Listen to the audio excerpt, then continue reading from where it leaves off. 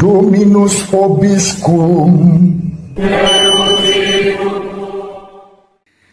Sahabat peradaban kasih ekologis yang terkasih, selamat berjumpa dalam Renungan Harian bersama saya Romo Alois Budi Purno PR melalui channel ini. Semoga panjenengan selalu sehat, tetap semangat tanpa sambat, dan selalu bahagia, kebahagiaan yang bersumber dari Tuhan Allah kita. Mari kita awali perjumpaan kita dengan bersatu di dalam doa. Dalam nama Bapa dan Putra dan Roh Kudus. Amin. Allah Bapa Maha Kuasa dan Kekal, Engkau menghiasi tubuh gerejamu yang satu, kudus, katolik, dan apostolik dengan kesaksian iman para martirmu yang suci. Semoga kemartiran yang memberikan kemuliaan kekal kepada Santo Ignatius dari Antioquia senantiasa menjadi perlindungan bagi kami dalam menjalani hidup kami sehari-hari sebagai murid-murid Putramu Yesus Kristus yang hidup dan berkuasa bersama Diko dan Roh Kudus Allah yang Maha Esa Tritunggal Maha Kudus sepanjang segala masa. Amin. Dalam nama Bapa dan Putra dan Roh Kudus. Amin.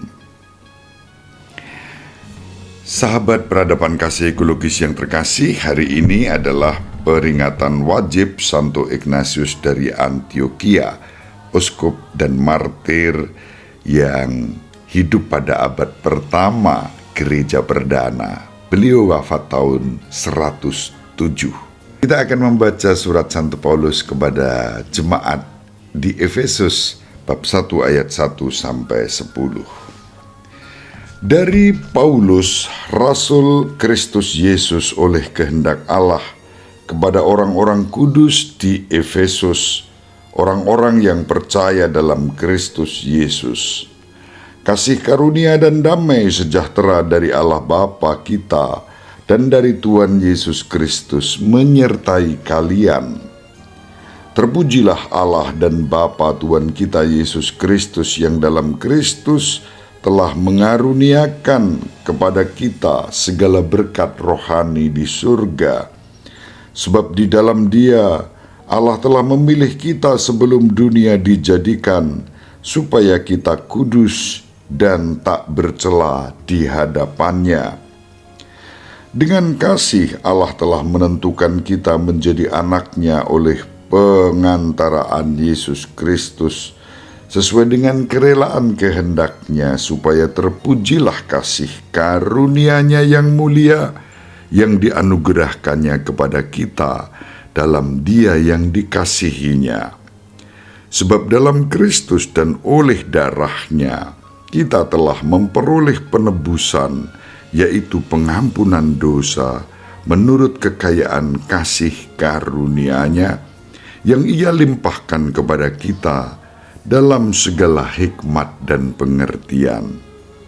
Sebab Allah telah menyatakan rahasia kehendak-Nya kepada kita sesuai dengan rencana kerelaannya, yaitu rencana kerelaan yang dari semula telah ditetapkannya dalam Kristus sebagai persiapan kegenapan waktu untuk mempersatukan segala sesuatu dalam Kristus sebagai kepala, baik yang di surga maupun yang di bumi. Demikianlah sabda Tuhan. Syukur kepada Allah. Sahabat peradaban kasih ekologis yang terkasih, kita membaca surat Santo Paulus kepada jemaat di Efesus sebagaimana ditawarkan dalam penanggalan liturgi Gereja Katolik Roma. Memang harus disebut komplit ya, karena Gereja Katolik itu ada Katolik Ortodok, ada Katolik Anglikan, lalu ada Katolik Roma yang sering disebut sebagai Gereja Barat. Lalu sahabat-sahabat kita Katolik di Timur disebut gereja-gereja Timur. Dan itu persahabatan terjadi sangat bagus. Sama-sama Katolik dengan penekanan-penekanan tertentu yang dihayati dalam semangat kerukunan dan tidak ada saling serang menyerang di antara Katolik meskipun berbeda ritusnya dengan kepemimpinannya, tetapi semangat saling menghargai itu terus dijunjung tinggi. Itu yang terjadi. Gereja Katolik Roma menawarkan penanggalan liturgi untuk kita semua. Pada hari ini kita mulai membaca surat Santo Paulus kepada umat di Efesus. Dalam surat ini kita diajak untuk semakin bersatu dengan Kristus, menyadari persatuan dengan Kristus itu dalam sikap hidup sehari-hari. Santo Paulus mengingatkan bahwa memang Paulus adalah Rasul Kristus oleh kehendak Allah, dan kemudian orang-orang yang percaya kepada Kristus hidup dalam kasih karunia dan damai sejahtera dari Allah Bapa, dari Yesus Kristus dalam persekutuan Roh Kudus. Sahabat peradaban kasih ekologis yang terkasih, setiap kali kita melakukan ibadah, salam awal itu rumusan-rumusannya sangat alkitabiah. Setelah kita membuat tanda salib dalam nama Bapa dan Putra dan Roh Kudus, amin. Lalu ada rumusan kasih karunia dan damai sejahtera dari Allah Bapa dan dari Tuhan kita Yesus Kristus dalam persekutuan dengan Roh Kudus beserta kita. Lalu kita menjawab, sekarang dan selama-lamanya. Ada versi singkat yang digunakan dengan kalimat Tuhan bersamamu dan bersama rohmu, atau Tuhan beserta kita sekarang dan selama-lamanya. Itu salam yang sangat alkitabiah, yang di dalam liturgi Gereja Katolik Roma selalu dihayati, dikenang dan diucapkan di awal peribadatannya, liturgi kita. Entah itu liturgi Ekaristi seutuhnya, entah itu liturgi Sabda tanpa Ekaristi.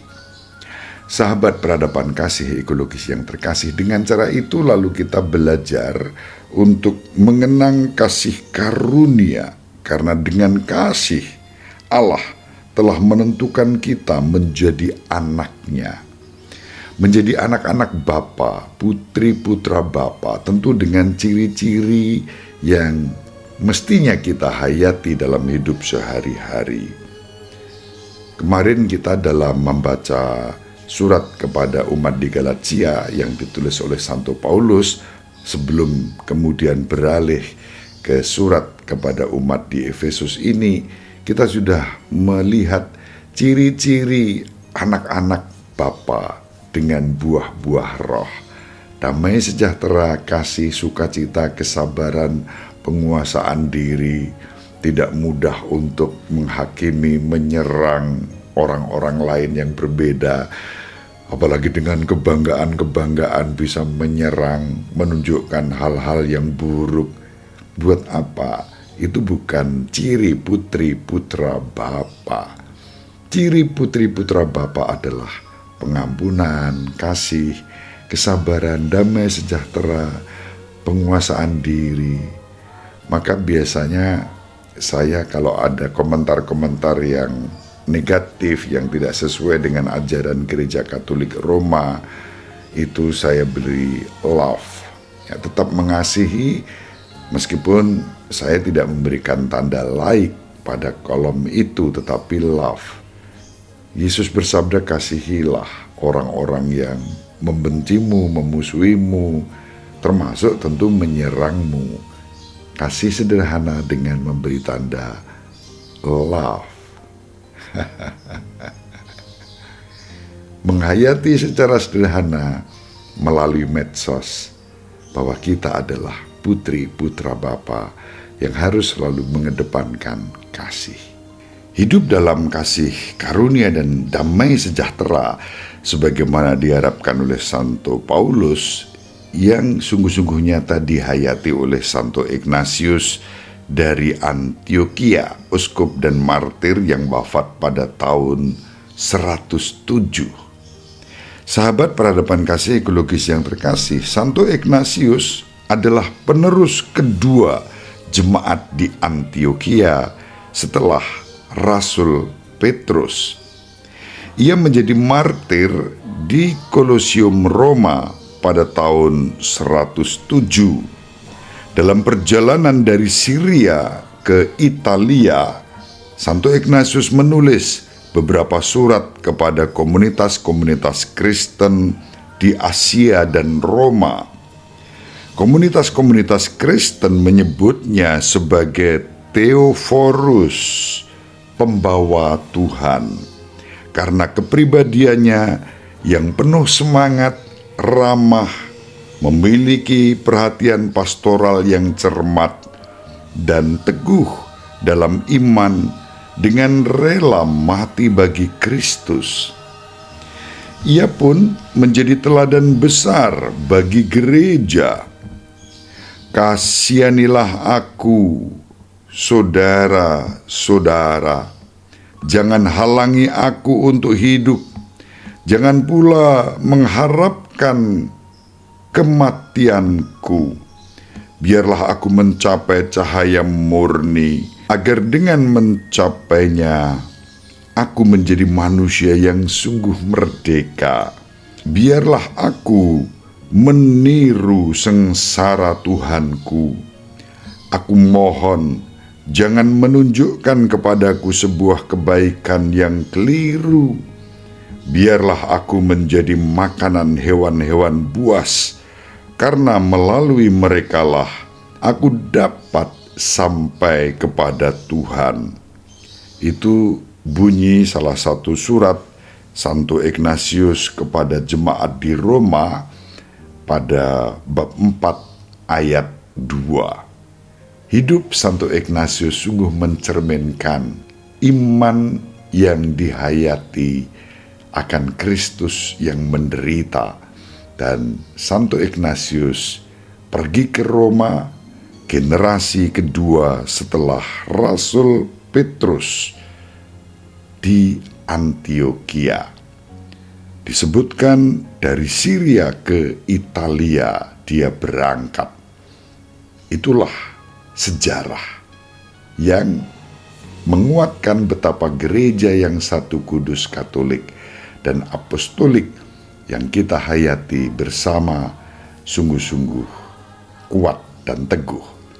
Maka jangan mudah digoyahkan oleh komentar-komentar palsu yang belakangan ini muncul di medsos yang tidak bertanggung jawab dan tidak sesuai dengan kebenaran yang sejati.